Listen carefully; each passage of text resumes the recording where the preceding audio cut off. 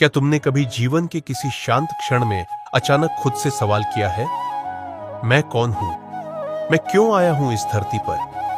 हो सकता है तुम भीड़ में हो, हजारों लोगों के बीच, मगर भीतर एक अजीब सी तन्हाई है, एक खालीपन जो दुनिया के कोई भी रिश्ते, दौलत या सफलता भर नहीं पा रही। तुम्हें कभी कभी ऐसा लगता होगा कि तुम्हारी आत्मा कोई गहरी पुकार कर रही है, एक ऐसा बुलावा जो शब्दों में नहीं लेकिन अनुभवों के पार एक अनजानी शांति की ओर ले जाना चाहता है। और आज ज्ञान की आवाज पर मैं तुम्हें उसी पुकार की ओर ले चलने वाला हूं, एक दिव्य यात्रा पर जो तुम्हें इसी जन्म में ईश्वर तक पहुंचा सकती है। यह कोई दर्शन नहीं, कोई कोरी कल्पना नहीं, बल्कि एक जीवित अनुभव है, एक ऐसी अनुभूति जो परमहंस योगानंदा जैसे आत्मज्ञानी महापुरुषों ने जीकर दुनिया को सिखाई। योगानंदा ने कहा था, तुम्हारी आत्मा अमर है, वह कभी जन्म नहीं लेती और कभी मरती नहीं है, वह बस भूल गई है कि वह कौन है, और इसी भूल को मिटाना ही है ईश्वर प्राप्ति। लेकिन लोग अक्सर सोचते हैं कि ईश्वर को पाना किसी तपस्वी, योगी या सन्यासी का ही अधिकार है। एक आम इंसान जैसे तुम और मैं, क्या हम ईश्वर को पा सकते हैं? जवाब है हां, बिल्कुल, इसी जीवन में, इसी शरीर में, इसी क्षण से। लेकिन सबसे पहले समझना होगा कि ईश्वर है क्या? क्या वह किसी मंदिर में बंद है, किसी ग्रंथ में छिपा है, या किसी विशेष पूजा में सीमित है? नहीं। परमहंस योगानंदा कहते हैं, ईश्वर तुम्हारे भीतर है, तुम्हारी सांसों में, तुम्हारी धड़कनों में, तुम्हारी चेतना में। वह कोई पराई सत्ता नहीं, बल्कि तुम्हारे अस्तित्व की सबसे सच्ची पहचान है।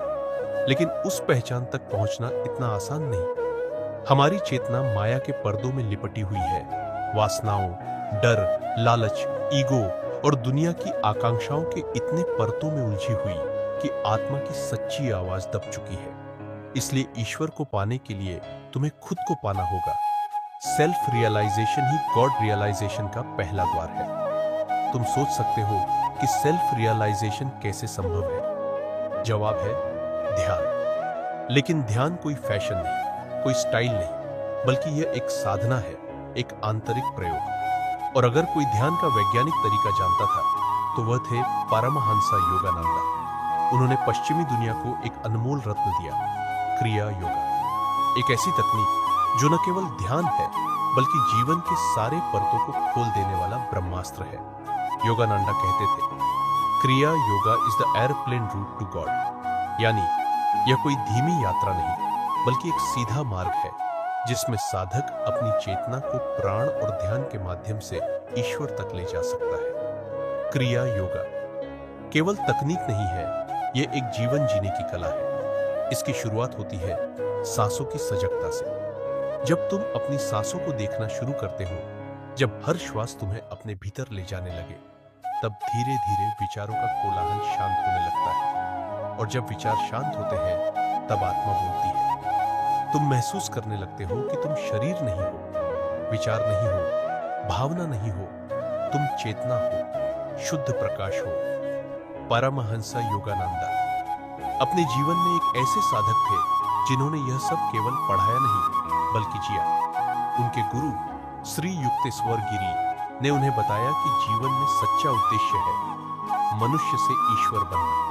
और इसी दिशा में योगानंदा ने क्रिया योग का अभ्यास किया, अपने जीवन में चमत्कार देखे, आत्मा को शरीर से बाहर अनुभव किया और अंततः परमात्मा से मिलन का अनुभव भी पाया। उन्होंने यह यात्रा न केवल अपने लिए की, बल्कि हमारे लिए भी छोड़ी।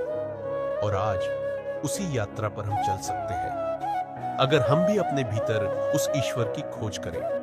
लेकिन यह राह आसान नहीं होती। शुरुआत में तुम्हारा मन तुम्हारा सबसे बड़ा शत्रु बन जाता है। तुम्हारे भीतर के विकार, काम, क्रोध, लोभ, मोह एक के बाद एक आकर तुम्हें ध्यान से हटाते हैं। लेकिन अगर तुम स्थिर रहो तो धीरे धीरे वे सब तुम्हारे चरणों में गिरने लगते हैं। योगानंदा ने कहा, be calmly active and actively calm. इसका मतलब है बाहर से कार्यशील रहो, लेकिन भीतर से शांत रहो। यही योग है, यही अध्यात्म है। ध्यान के अभ्यास में जब तुम आगे बढ़ते हो तो तुम्हारा ध्यान तीसरे नेत्र पर केंद्रित होने लगता है। यहाँ एक दिव्य प्रकाश की झलक मिलती है, कभी नीला रंग, कभी सुनहरी रोशनी, कभी चंद्रमा सा उजियारा। ये कोई कल्पना ही नहीं है, ये आत्मा के अनुभव है। और जब तुम इन अनुभवों के पार चले जाते हो तो वहां केवल शांति होती है, ऐसी शांति जो शब्दों से परे है, विचारों से परे है, जहां सिर्फ मैं शेष रह जाता है। लेकिन वह मैं अब सीमित नहीं, बल्कि पूर्ण ईश्वर से एक हो चुका होता है। इस यात्रा में एक और अत्यंत आवश्यक तत्व है, गुरु। एक सच्चा गुरु वह होता है जिसने यह मार्ग स्वयं तय किया हो। वह केवल पढ़ा हुआ नहीं बोलता, बल्कि जिया हुआ सत्य सिखाता है। योगानंदा ने स्वयं अपने जीवन में श्री युक्तेश्वर से जो मार्गदर्शन पाया वह अनमोल था। उन्होंने कहा, गुरु वही होता है जो तुम्हें अंधकार से निकालकर प्रकाश की ओर ले जाए, जो तुम्हारी आत्मा को उसकी सच्ची पहचान दिला दे। अगर तुम्हारे जीवन में ऐसा कोई गुरु है तो तुम्हारे लिए ईश्वर प्राप्ति निश्चित है। लेकिन अगर गुरु नहीं भी मिला है तो घबराने की बात नहीं। तुम्हारा सच्चा आत्मा जब पुकारता है तो गुरु स्वयं आता है। तुम्हें केवल सच्चाई से पुकारना है, केवल इतना कहना है, हे प्रभु, मुझे जानना है, मुझे अनुभव करना है। यह पुकार अगर दिल से निकली है तो पूरी सृष्टि उस आत्मा की यात्रा को संभव बनाने में लग जाती है। इस पूरी प्रक्रिया में सबसे जरूरी है निरंतर अभ्यास। योगानंद ने कहा था, एक छोटी सी प्रक्रिया का अभ्यास करने से आपको भयंकर डर और महान कष्ट से बचाव होगा। यानी थोड़ा भी अभ्यास इस आंतरिक साधना का तुम्हें गहरे भय और पीड़ा से बचा सकता है। लेकिन अगर तुम रोज इस साधना को गहराई से करो तो समझ लो, तुम अपने जीवन के सबसे पवित्र मार्ग पर चल चुके हो। याद रखो, ईश्वर कोई दूर का लक्ष्य नहीं है, वह तुम्हारे भीतर ही बैठा है। यह जीवन, यही शरीर तुम्हारा सबसे पवित्र मंदिर है। यही ध्यान करो, यही अनुभव करो और यही आत्मा से परमात्मा तक की उड़ान भरो। परमहंस योगानंदा की शिक्षाएं कोई बीते जमाने की बातें नहीं है। वे आज भी जीवंत हैं, आज भी काम करती हैं। बस जरूरत है विश्वास की और थोड़े से अभ्यास की। तो मित्रों, अगर आज तुम्हारा हृदय भी यह कह रहा है कि अब मुझे खुद को पाना है, अब मुझे उस परम शांति का अनुभव करना है, तो समझ लो, तुम्हारी यात्रा शुरू हो चुकी है। इसी जन्म में, हाँ, इसी जन्म में तुम ईश्वर को पा सकते हो।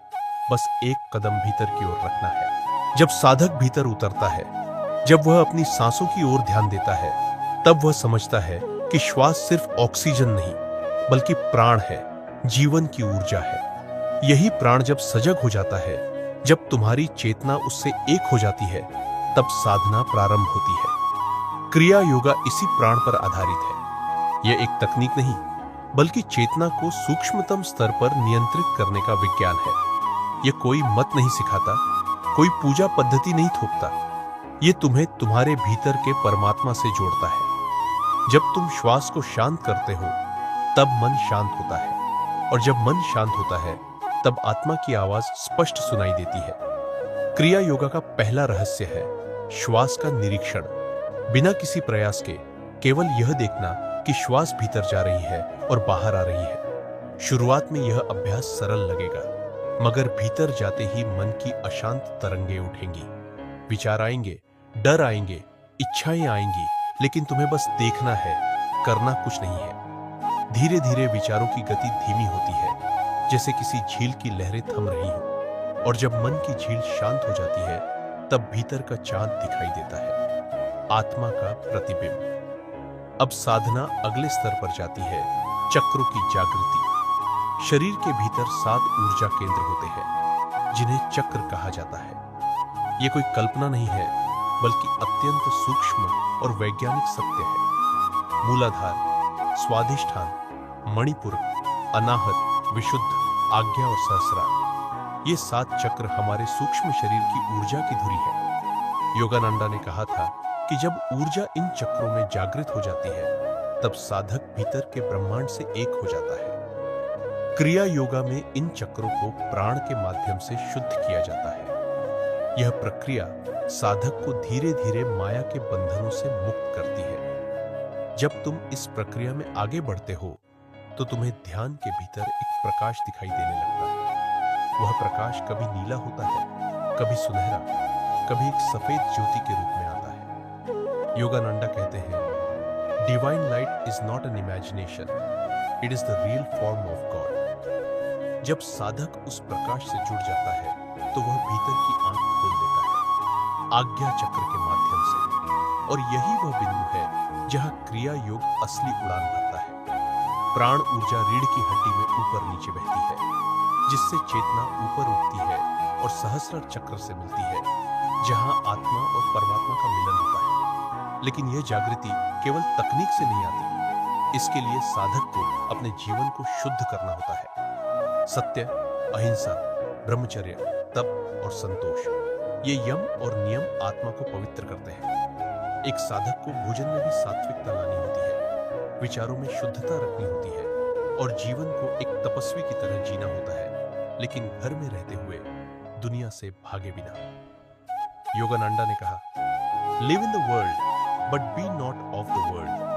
यही संतुलन साधक को मुक्त करता है। इसके साथ ही मंत्र की शक्ति को भी नजरअंदाज नहीं किया जा सकता। सही मंत्र सही भावना और सही उच्चारण के साथ किया गया तो वह चेतना को बहुत तीव्रता से ऊपर उठा सकता है।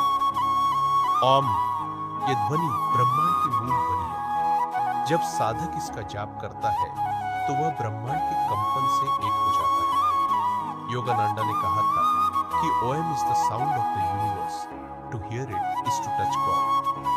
जब तुम ध्यान में इस ध्वनि को सुनते हो, कभी घंटी जैसी, कभी समुद्र की लहर जैसी, तब समझो तुम ईश्वर के द्वार पर पहुंच चुके हो। साधना में सबसे जरूरी है श्रद्धा और धैर्य।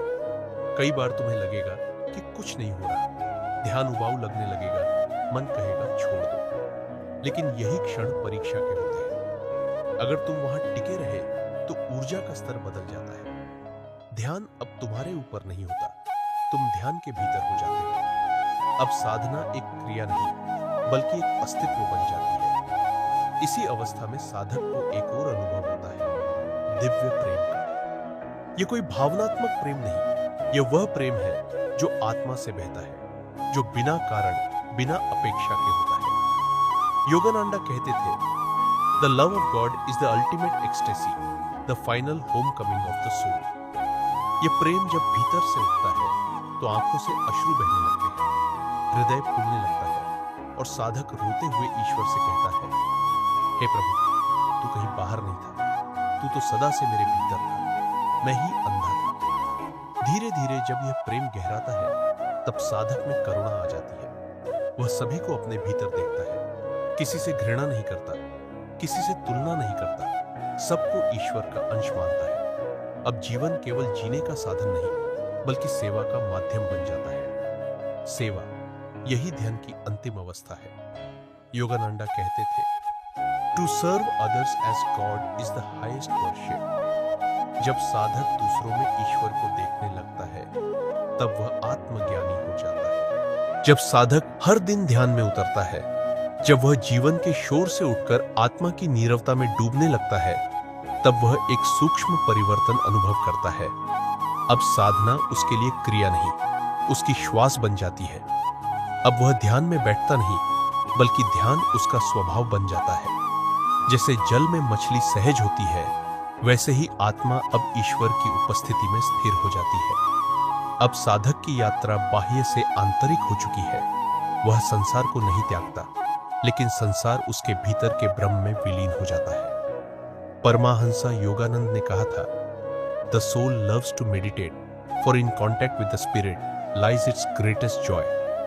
यही आनंद जो न शब्दों में बांधा जा सकता है, न किसी अनुभूति से तुलना की जा सकती है, वही इस साधना का परम फल है। लेकिन यह आनंद कोई अचानक मिलने वाली चीज नहीं, यह एक ऐसा अमृत है जो तप, समर्पण और प्रेम के दीर्घकालिक अभ्यास से ही प्रकट होता है। अब बात आती है उस क्षण की जब आत्मा अपने सारे बंधन तोड़ देती है। यह क्षण मौन होता है, लेकिन भीतर सब कुछ बोलने लगता है। यह क्षण शून्य होता है, लेकिन भीतर सब कुछ भर जाता है। साधक अब न शरीर को अपनी पहचान मानता है, न मन को, न अहंकार को। वह जान जाता है कि मैं कुछ नहीं, लेकिन उसी कुछ का अंश हूं जो सब कुछ है। यही आत्म साक्षात्कार है। जब यह स्थिति आती है तब साधक को मृत्यु से भी भय नहीं रहता। वह जानता है कि मृत्यु केवल एक द्वार है, देह से मुक्ति का माध्यम, आत्मा की यात्रा का अगला चरण। योगानंद जी स्वयं जब महासमाधि में लीन हुए तब उनके चेहरे पर वह दिव्य शांति थी जो केवल उसी को प्राप्त होती है जिसने ईश्वर को पा लिया हो। उन्होंने अपने अनुयायियों से कहा था, one day you too will merge into the light. Just love God deeply. That is all that matters.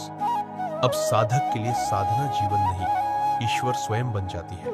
उसका हर कार्य सेवा बन जाता है। उसकी हर सांस ईश्वर का स्मरण बन जाती है और उसकी दृष्टि में हर व्यक्ति परमात्मा का रूप बन जाता है। वह अब न्याय नहीं करता, केवल करुणा करता है। वह अब नहीं पूछता मेरे साथ क्या हुआ, बल्कि वह कहता है, प्रभु तू जैसा चाहे मैं वैसा बन जाऊं। इस स्तर पर इच्छाओं की भट्टी बुझ जाती है और समर्पण का दीपक स्वयं जल उठता है। अब ध्यान की भीतरी अवस्थाएं आती है, ध्याता, ध्यान और ध्यान का विषय, ये तीनों विलीन हो जाते हैं। अब कोई साधक नहीं, केवल साधना बचती है। यहां से यात्रा साक्षी भाव से शुरू होती है और अहंकार के विसर्जन पर समाप्त होती है। साधक अब केवल साक्षी बनता है। वह देखता है, जानता है और फिर स्वयं को भी छोड़ देता है। इसी बिंदु पर वह अनुभव आता है जिसे योगानंद कॉस्मिक कॉन्शियसनेस कहते थे। जब साधक को अनुभव होता है कि वह केवल एक व्यक्ति नहीं बल्कि संपूर्ण ब्रह्मांड है। उसकी चेतना हर वृक्ष में, हर ध्वनि में, हर जीवित तत्व में बहने लगती है।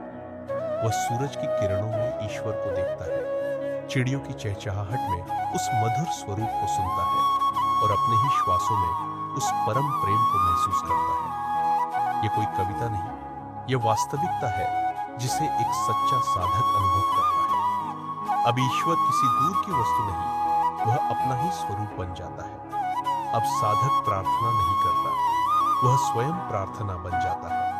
अब वह मंदिर नहीं जाता क्योंकि उसका मन ही मंदिर बन चुका होता है। अब वह ईश्वर से मांगता नहीं क्योंकि उसे अनुभव हो चुका है कि वह ईश्वर ही है। योगानंद कहते थे, Be so drunk with God that you do not know yourself as anything else. लेकिन यह अंतिम अवस्था केवल एकांतवास से नहीं आती। यह तब आती है जब जीवन को पूर्णता से जिया जाता है, जागरूकता के साथ, प्रेम के साथ और पूर्ण समर्पण के साथ। जब साधक सुबह उठते ही ईश्वर का स्मरण करता है, दिन भर कर्म करता है सेवा भाव से और रात को उसी परमात्मा की गोद में विश्राम करता है, तब हर दिन एक साधना बन जाता है।